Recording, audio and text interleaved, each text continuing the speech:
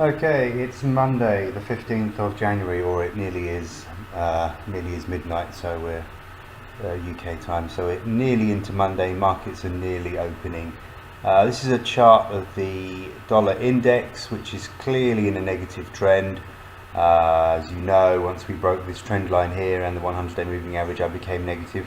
I admit, when I saw this, I did wonder whether we should see a little bit of a short squeeze, because I was aware there was a lot of shorts in the US dollar index.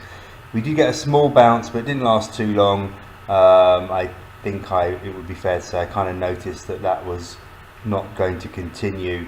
Once we broke higher in the Aussie dollar, the New Zealand dollar had already looked quite positive. The Euro US dollar had already looked quite positive. Gold and silver were looking good. They just consolidated their gains. So I don't think that caught us out too much. I think we did manage to ride this move down here, especially the big move down on Friday. For me, the break above sort of the 78.50-60 in the Aussie dollar was the key.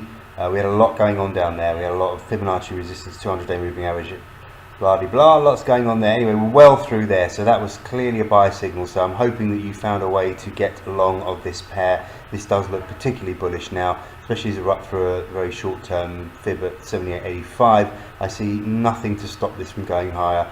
Don't worry that the fact that we are very overbought down here on the daily chart, I don't think that's relevant. If anything, I think that shows strong momentum. So definitely weaker dollar against the Aussie going forward. As you know from the Aussie report, we've got targets of 79, 35, 40, 79, 80, 90, and eventually we could see the 2017 high at 81.00, 81.24.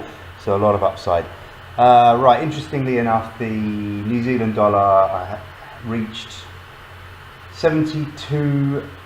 60, 70. That was our level where I said we could top out, and guess what, 72, 75 was the high. So we have certainly run into some resistance here, and actually, if I did say that a short would be risky, well, you can see why, because we've been in such a strong bull trend for 2 months. So it's never wise to bet against the trend, but the level just looks so strong. I did suggest it was probably worth it. So we've got 200-day moving average up here at 72.82. This is where some of it adds to the congestion. So we're really going to have to clear 73.00 for the bulls to remain in control. There is a good chance we have a little pullback and then we have the run up. We might need to just get a run up to break through that level. So we'll see. So shorts are a little bit risky. They certainly would have worked on Friday. Where do we get down to? 72.21.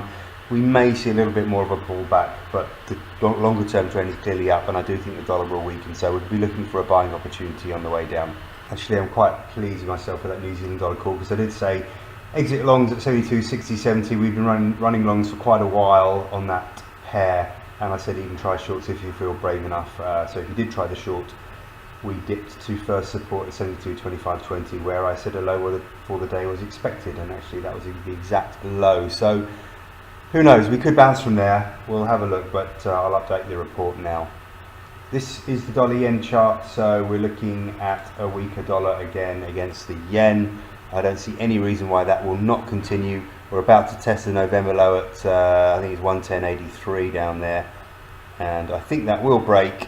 So if you are holding shorts, that's good. I think that will work, and who knows, I think there's every reason we will test this trend line down here and the 100 week moving average in the low 110 area. So we could have another 100 pips on the downside on this one this week.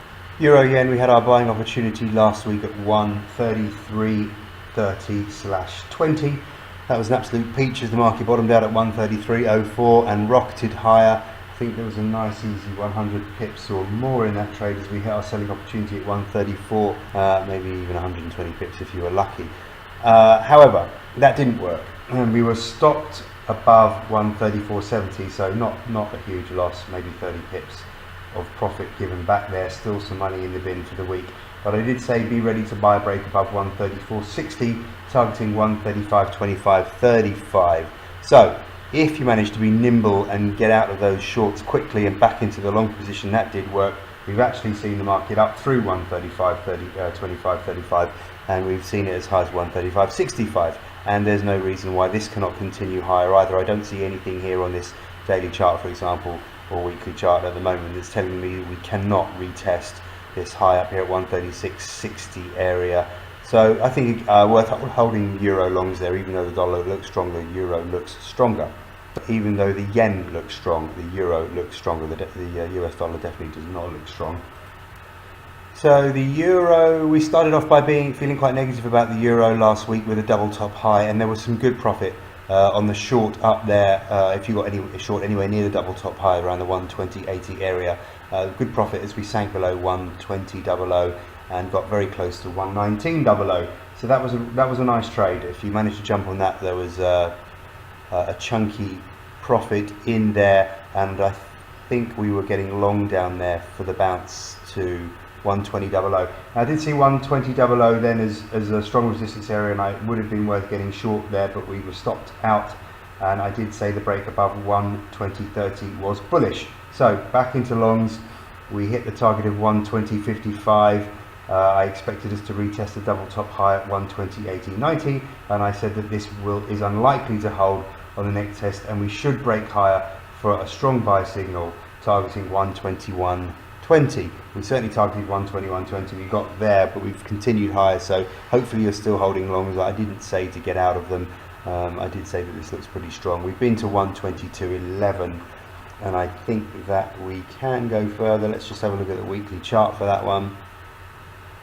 Okay, so we're testing quite an important trend line up here around the 122.20 area. We could stall, but I don't really see this as a strong enough resistance level for us to be getting short, and I really wouldn't be surprised at all to see us break through there. Let's just have another look at the daily chart. Yeah, we're not even that overbought. I don't see that trend line as anything important. There's nothing else on that trend line. If there was some other interesting resistance around there from some other indicator, then I might suggest it was worth a short just to see if we get a pullback, but I really don't think so. I'd actually be tempted to hold longs and see if we can push through there. Obviously, if we start getting up through 122.20, so let's say if we start getting through 122.40, 122.50, that's going to be another strong buy signal. Another great trade in the Canadian dollar last week. We saw a little bounce up to our selling opportunity at 125.75, 85. We topped only, I think, 4 pips or even 3 pips, no, 89. So we topped 4 pips above our selling opportunity. Absolute perfect trade, and we collapsed back down to 124.33. So we've already got 150 pips profit in that one as I speak. So the 124.45.40 target has been hit. We're now looking for 123.80.70. Below 123.50, we're looking at 123.20, 122.50, 122.00. There's lots of downside on this trade, so hopefully you are still short. Pound is making new highs against the dollar. 136.56 was the previous high. So I had said that break above 137.00 is a very important longer term buy signal. Well, really the break above 136.56 was a longer term buy signal, but had to give it a little bit of room. This looks very strong now. We've got this trend line at 137.30-ish. But it looks like we're pushing through that, and it's not really that important, the trend line anyway. So I think there is some good upside in the pound. We've been in a bull trend now for a significant period of time, since this low down here at 114.50 in, that looks like October of 2016. So well over a year, we've been having a good bull run, and this looks like the beginning of the next leg higher now that we've beaten the 2017 high. Stay long. Gold, you know by now, I've been bullish of gold for a significant period of time. We've broken through all the resistances that matter. We had a little pause last week, but then we pushed higher again. So as you know, at the end of December, I wrote that my big tip for 2018 was gold and silver, and to be long and hold longs. So we're now up to 1339 we've been to. Absolutely no reason why we cannot test last year's high up here at, where was it now, 1357. That will be the next stop, I think. Silver I'm also extremely bullish of for this year. We've already had a great run, and we were buying into longs down at 1590, 1580. So already, if you've held those longs, you've seen a fantastic profit over the last few weeks. As we hit our strong resistance around the 1720 area, I did in fact suggest a short up there.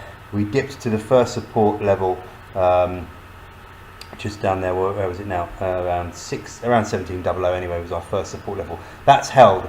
So I'm still bullish of silver. I clearly we have to get through 1730, which I do think we will do. So although this was a good selling opportunity last week, I don't think it's such a good selling opportunity this week. I do think we will break through 1730, and I do think silver will push significantly higher in the days and weeks ahead. No reason really why we can't get up to the $18 area, $17, $19, $18 area where you see this trend line.